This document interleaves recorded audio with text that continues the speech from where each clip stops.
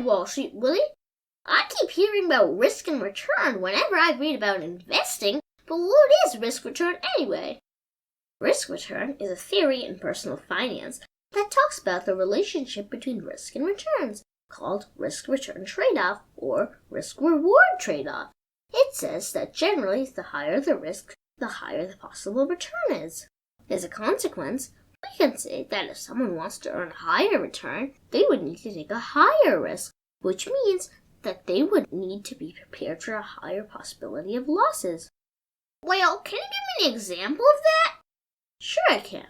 Generally, stocks are more volatile and therefore are considered risky. So investment in stocks has a potential for a higher return in the range of 7 to 8% a year on average.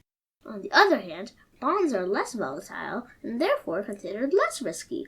So investment in bonds has a potential for a lower return in the range of 2 to 3% a year on average.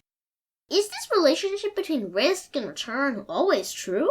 And does a higher risk always give a higher return? No, if a higher risk always give a higher return, it wouldn't be a risk, right?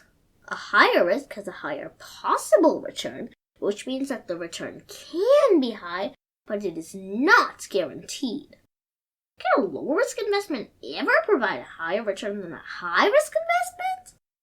Yes, it is possible in the short term, but highly unlikely in the long run. Thank you very much for telling me about risk and return, Wall Street Willie. You're welcome, Super Cooper. Remember, finance is your friend! Hey people, if you enjoyed this video or learned something new, please like, share, and subscribe for more easy Peasy Finance.